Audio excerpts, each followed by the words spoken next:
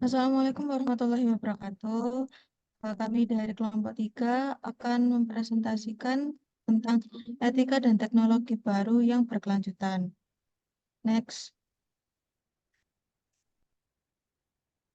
Nah, di sini ada 4 orang.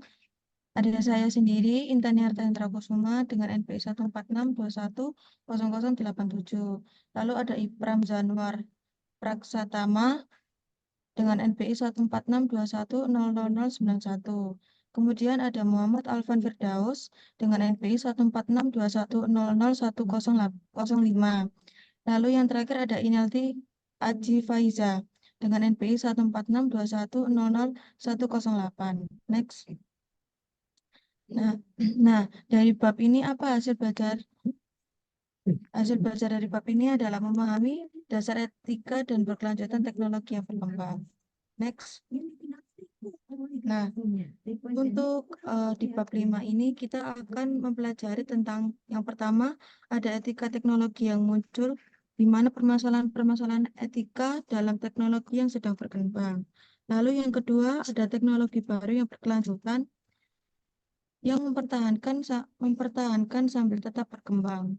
Kemudian yang ketiga ada keamanan cyber. Di sini akan membahas tentang pentingnya keamanan cyber dalam teknologi berkembang. Next.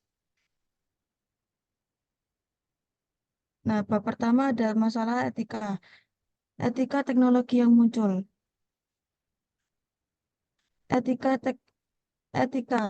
Nah, etika ini adalah studi filosofis tentang moralitas pemeriksaan rasional terhadap keyakinan dan perilaku moral seseorang. Masyarakat itu seperti kota yang penuh dengan orang yang mengendarai mobil. Moralitas adalah jaringan jalan di dalam kota. Masyarakat harus menjaga mobilnya tetap berada di jalan yang benar. Mereka yang memilih untuk bersikap etis berada di dalam balon yang melayang di atas kota. Dari perspektif ini, pengamatan dapat mengevaluasi masing-masing jalan atau pedoman moral tertentu, serta kualitas seluruh jaringan jalan atau sistem moral. Pengamat juga dapat melihat apakah masing-masing pengemudi tetap berada di jalan, atau bisa juga disebut dengan bertindak bermoral, atau mengambil jalan pintas, bertindak tidak bermoral. Terakhir, pengamat dapat mengusulkan dan mengevaluasi berbagai cara membangun jaringan. Nah, ini diambil dari Queen tahun 2015. Next. Masalah etika teknologi yang mengakar. Yang pertama ada interaksi internet, yang kedua ada sensor, yang ketiga ada kebebasan berekspresi, yang ketiga ada anak-anak dengan konten tidak pantas, lalu ada kecanduan internet, ada hak milik intelektual, jaringan peer-to-peer dan cyberlockers, perangkat lunak open source, Creative Commons atau hak cipta, privasi data, penambangan data oleh instansi swasta dan pemerintah, cybercrimes, keandalan komputer, etika komputer nasional, profesional, cyber psikopati, dan lain sebagainya. Next. Lalu ada penyalahgunaan informasi pribadi, misinformasi, dan deepfakes, kekurangnya pengawasan dan penerimaan tanggung jawab, penggunaan kecerdasan buatan, dan terakhir ada teknologi otonom. Next. Apa yang membuat masalah etika berbeda? Nah, di sini masalah etika yang berbeda pertama, etika teknologi yang sudah mengakar mampu mengatasi, mengevaluasi, dan mengarahkan sejumlah besar fenomena yang ada. Etika teknologi baru yang sedang berkembang cenderung berfokus pada penelitian dan pengembangan teknologi tersebut. Oleh karena itu, realitas yang dapat dinilai dan diarahkan berdasarkan penilaian etis. Etika teknologi yang sudah mengakar juga dapat menilai dan merekomendasikan modifikasi produk, penggunaan, peraturan, dan dampak sosial tertentu yang sudah ada secara etis. Nah, ini diambil dari Bray 2017. Next. Yang kedua, Meskipun membatasi diri pada penilaian etis terhadap penelitian dan inovasi, etika teknologi yang sudah mengakar ini dapat memanfaatkan data yang luas, relevan dengan menganalisis etika. Berbeda dari etika teknologi baru yang sedang berkembang, teknologi ini dapat memanfaatkan data tentang produk yang ada, kegunaan, dan dampak sosialnya. Etika teknologi baru yang sedang berkembang hanya dapat menggunakan data spekulatif tentang produk, penggunaan, dan dampak masa depan. Etika teknologi yang sudah mengakar dapat menghasilkan evaluasi moral yang lebih baik dan resep untuk penelitian dan berkembang. Nah, di sini juga diambil dari Bray 2 tahun 2017. Next. Nah, sini ada penyalahgunaan informasi pribadi. Informasi pribadi merupakan sebuah emas. Kami menjadikan data sebagai komoditas karena nilai yang disediakan kepada bisnis yang berupaya menjangkau basis konsumen mereka.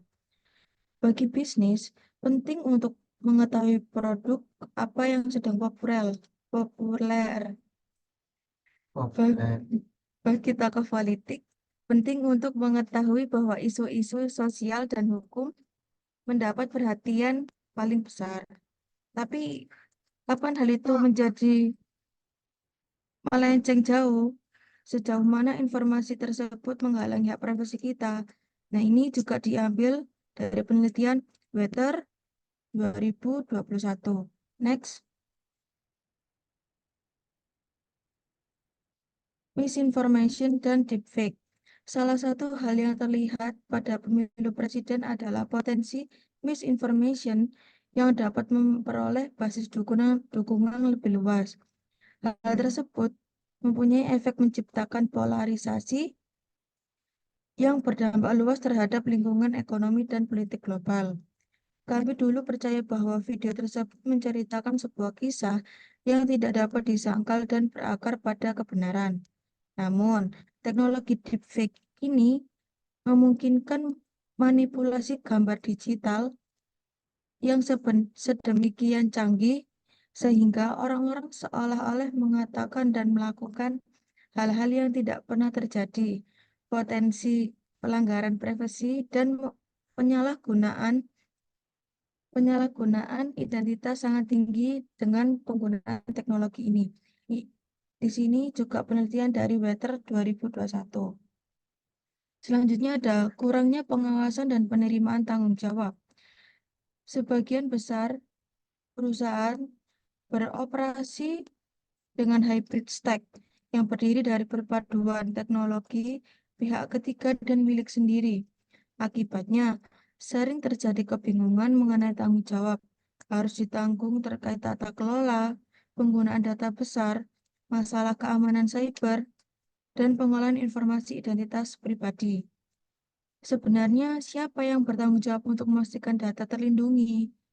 Jika Anda melibatkan pihak ketiga untuk perangkat lunak yang memproses pembayaran, apakah Anda bertanggung jawab jika rincian kartu kredit dibobol? Faktanya adalah bahwa hal tersebut adalah tugas semua orang. Bisnis perlu mengadopsi perspektif di mana semua pihak secara kolektif berbagi tanggung jawab. Diambil dari Wetter 2021. Selanjutnya akan dijelaskan oleh teman saya.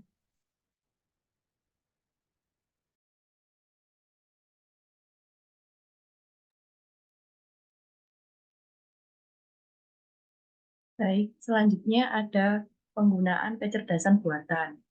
Kecerdasan buatan tentu menawarkan potensi bisnis yang besar, namun pada titik manakah kecerdasan buatan akan melewati batas etika dan mulai membahayakan?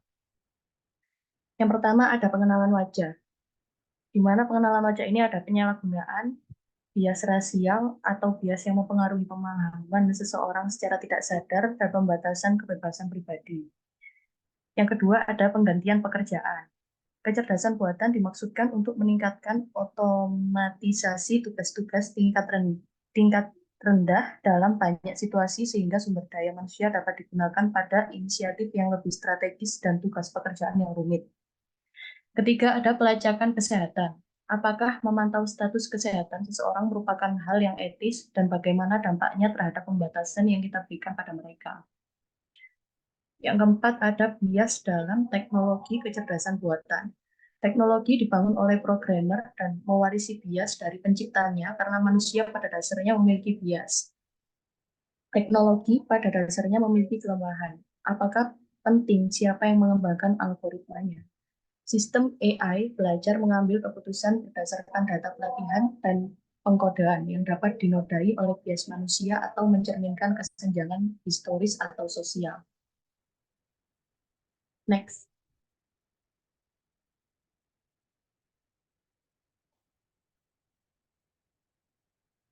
Dilema etis atau pelacakan kesehatan dan digital twin. Haruskah organisasi dapat membuat kode kembarnya dan bereksperimen untuk memajukan inisiatif pelayanan kesehatan? Dan kapan hal itu menjadi praktik eksploitasi? Next. Dilema etis, neuroteknologi, dan privasi. Neuroteknologi bukanlah hal yang baru, namun kemajuan baru yang memungkinkan penggunaan teknologi untuk secara bertahap mengubah perilaku atau pola pikir menimbulkan pertanyaan serius mengenai privasi. Bagaimana jika teknologi bisa membaca otak Anda?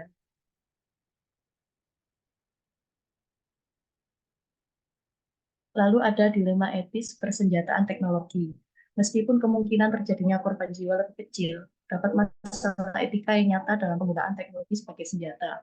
Pada titik manakah kita mempercayai teknologi kita untuk berperang demi kita? Yang harus kita pertimbangkan saat mengembangkan teknologi yang sedang berkembang. Bertanya bukan sekedar dapatkah saya membangunnya, melainkan haruskah saya membangunnya, dan jika iya, bagaimana caranya?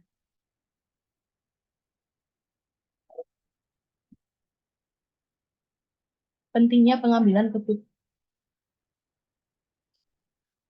Pentingnya pengambilan keputusan yang etis di era teknologi oleh Suhini Kundu.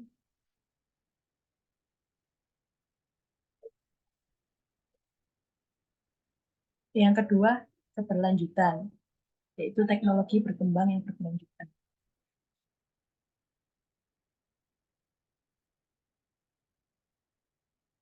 Pembangunan berkelanjutan. Pembangunan berkelanjutan adalah tantangan terbesar di zaman kita.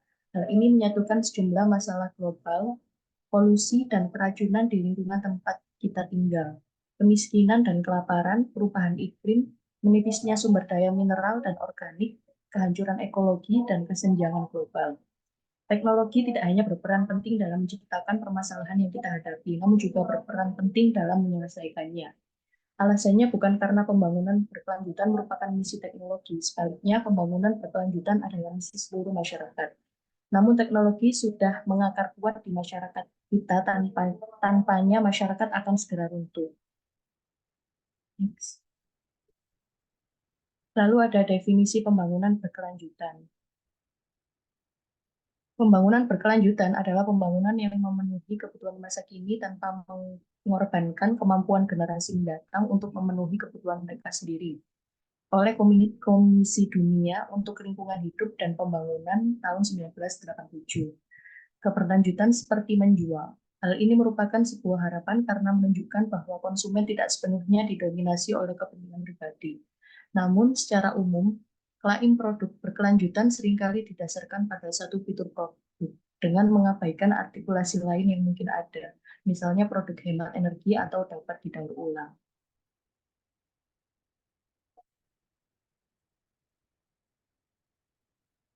Nah, kemudian peran teknologi dalam pembangunan berkelanjutan.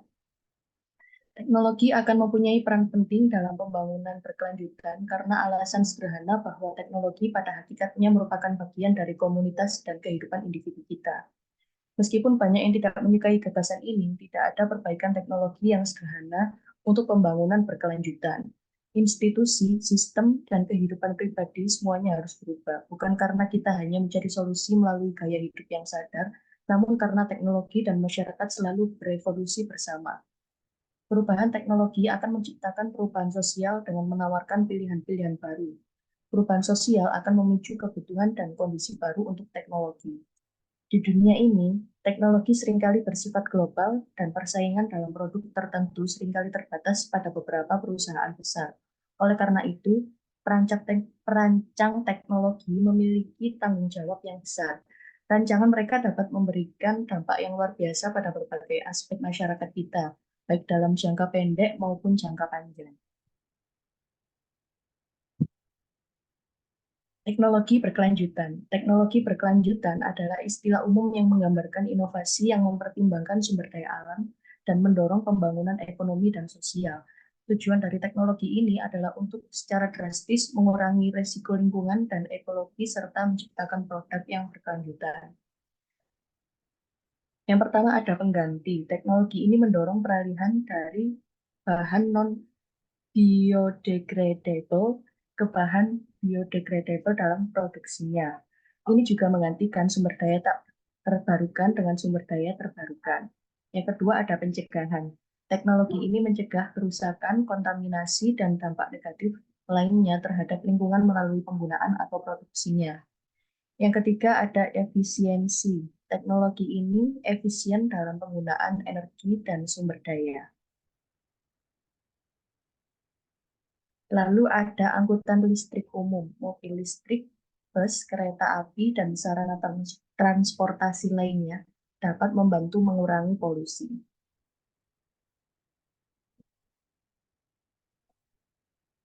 Lalu ada sensor cerdas untuk air dan kelistrikan yang akan dilanjutkan oleh teman saya.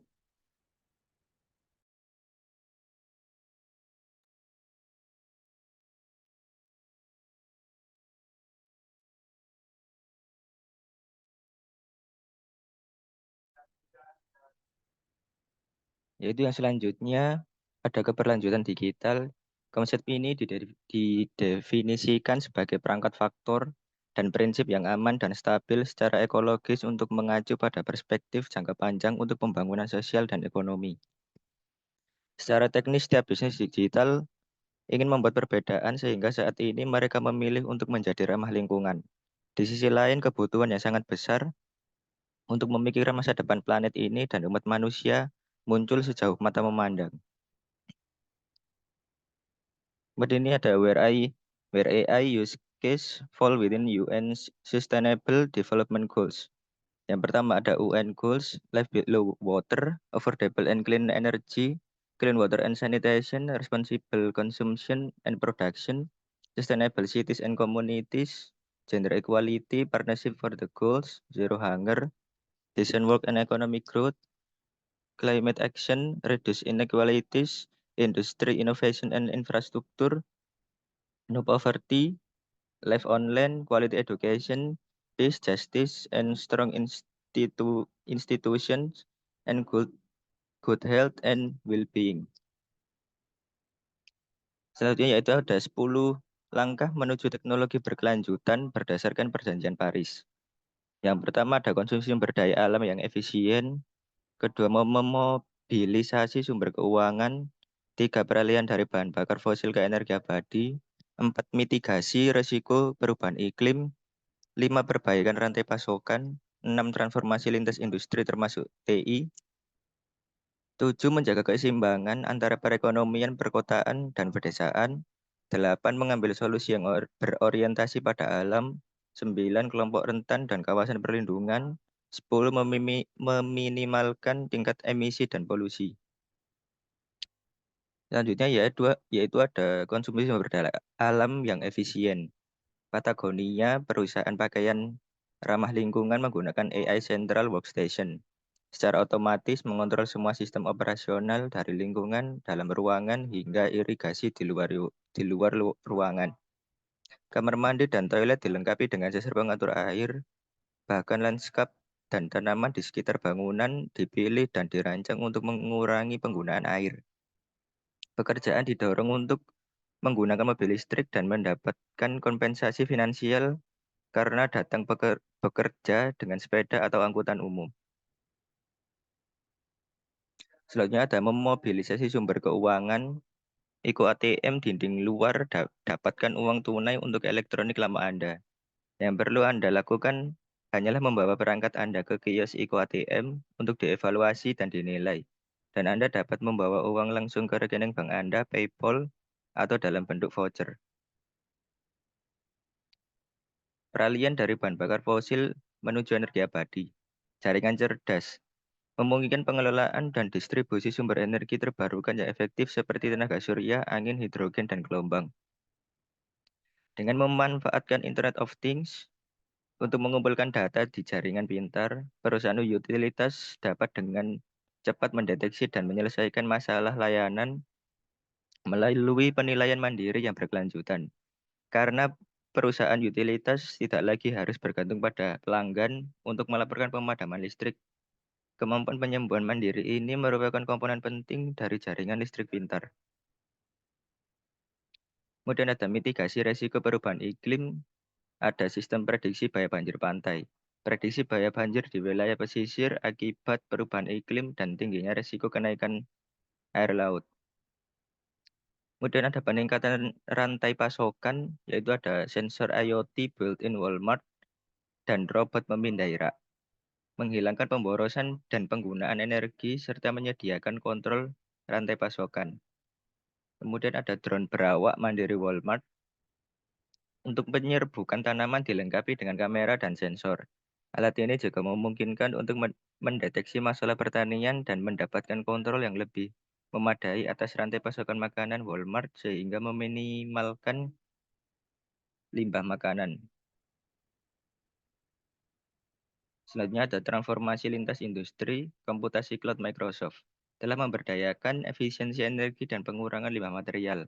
Peningkatan aksesibilitas perangkat lunak tanpa server dan open source meminimalkan proses pendinginan, ventilasi, dan penyujuk udara di lebih sedikit pusat data. Menambahkan fungsi manajemen daya ke produk Microsoft memungkinkan konsumsi energi yang cerdas pada perangkat akhir seperti monitor dan hard drive. Analisis prediktif canggih Microsoft dan teknologi AI adalah bagian dari strategi digital Orsted dalam transformasi data berkelanjutan untuk menghemat waktu dan sumber daya, terutama di bidang energi terbarukan. Selanjutnya ada menjaga keseimbangan antara perekonomian perkotaan dan pedesaan. Kotak sayur, menghubungkan petani dengan pelanggan, mengurangi cetakan karbon, meningkatkan perekonomian petani. Kemudian ada mengambil solusi berorientasi alam, yaitu ada sistem IoT pertanian vertikal, penyertaan sensor dan sistem ke dalam penerapan pertanian vertikal. Dengan demikian dapat membantu mengatasi masalah keterbatasan lahan pertanian, konsumsi energi, manajemen rantai pasokan, dan pengendalian kualitas. Selanjutnya ada perlindungan kelompok dan kawasan rentan, ada sistem pengelolaan hutan, memvisualisasikan dan mengelola informasi hutan menggunakan data satelit, drone, dan sensor. Kemudian ada meminimalkan tingkat emisi dan polusi, pengembalian ekspres seluler Walmart, dan pemindahan kode QR. Hal ini memungkinkan pelanggan berbelanja di rumah sehingga mengurangi penggunaan transportasi dan emisi CO2. Selanjutnya akan dilanjutkan oleh teman saya. Oke, selanjutnya yaitu keamanan cyber. Bagaimana pentingnya keamanan cyber dalam teknologi yang sedang berkembang. Teknologi yang berkembang ini menghubungkan sebuah dunia. Teknologi yang sedang berkembang itu menghubungkan kita dalam banyak kehidupan, banyak bidang kehidupan. Kita harus mempersiapkan diri untuk beradaptasi dengan teknologi, aturan, dan strategi baru. Karena itu, kemajuan di dunia digital modern tidak mungkin terjadi tanpa memperkuat protokol keamanan dari cyber itu sendiri. Next. Ini ada cloud computing yang dikutip dari NetQuest pada tahun 2021. Cloud computing memungkinkan untuk transfer data dan layanan komunikasi melalui internet dan dibagikan bebas pada satu perangkat, namun dapat diakses dari beberapa titik. Jadi ada keuntungan dalam segi efisiensi dan biaya. Namun teknologi ini memungkinkan cyber attacker membuka pelanggaran celah baru untuk mereka mengakses sesuatu akses yang tidak diperbolehkan. Karena itu siapapun yang ingin memanfaatkan potensi besar dari cloud computing perlu lebih memperhatikan keamanan mereka sendiri. Tidak ada sistem yang sepenuhnya kebal terhadap serangan, namun mengadopsi solusi visibilitas jaringan yang canggih akan mengurangi resiko secara drastis. Next. Kemudian ada IoT. Hal yang sama berlaku untuk Internet of Things atau jaringan perangkat antarmuka yang saling terhubung. Tidak hanya smartphone dan PC yang terlibat dalam jaringan, tetapi juga ratusan sensor dan perangkat lain. AI dan machine learning sebagai mekanisme pertahanan. Keamanan akan selalu berkembang dalam lingkungan cyber yang terus berubah. Daripada mengikuti rancangan tertentu, keamanan harus menjadi lebih organik dan otonom. Seperti hanya sistem kekebalan tubuh pada manusia, pelatihan dan adaptasi berkelanjutan akan memungkinkan sistem mengenali dan merespon ancaman baru.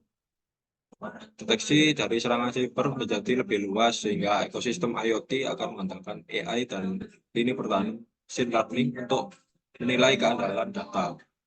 Di algoritma ini proses data dari sensor jaringan yang tidak secara implisit mempercayai satu plot sensor. Sebaliknya, algoritma ini akan mencari konsensus dari node-node di sekitarnya. Algoritma machine learning dapat terus berkembang untuk meningkatkan deteksi spam dan malware, sehingga memungkinkan identifikasi transaksi penipuan dengan cepat. Cyber threat intelligence ini merupakan sesuatu cara untuk mendeteksi cyber threat atau ancaman cyber. Merupakan faktor penting bagi seluruh angkatan bersenjata dalam memerangi ancaman cyber baik dari segi defensif maupun offensif. AI yang efektif terutama berkaitan dengan eksploitasi machine learning dan teknologi AI yang canggih yang dimungkinkan oleh basis pengetahuan yang dinamis dan spesifik untuk memahami potensi ancaman dan apa yang mungkin memotivasi musuh untuk melancarkan serangan. Dikutip dari Canellos pada tahun 2021 oleh Kaspersky. Next. Nah, ini gambaran dari GTI tadi. Pertama-tama harus menganalisa objek terlebih dahulu, bisa dari URL, domain, IP address, hash maupun thread name. Sumber-sumber yang didapatkan yaitu dari Kaspersky Security Network, Security Partners, Spam Trap, Network of Sensor, Web Crawler, dan Botnet Monitoring. Kemudian CTI Lookup ini untuk merespon dari semua insiden-insiden tadi untuk mendeteksi bagaimana ancaman tersebut diketahui. Pertama, apakah is it malicious atau berbahaya? Apakah itu termasuk sebuah eksploitasi? Kemudian apa hubungannya dengan ancaman tersebut yang terhubung dengan contextual intelligence sendiri. Next.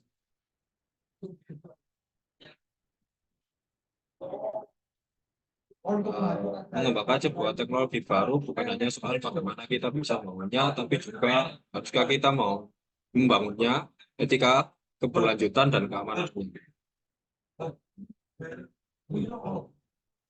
Ini atau tutup video next saja. Ini referensi utama yang diambil dari UPT yang kami presentasikan. Next. Oke. Sekian dari kelompok kami. Apabila ada kurang kata maupun salah kata saat proses presentasi kami meminta maaf yang sebesar-besarnya. Saya mewakili kelompok kami. Saya tutup. Assalamualaikum warahmatullahi wabarakatuh.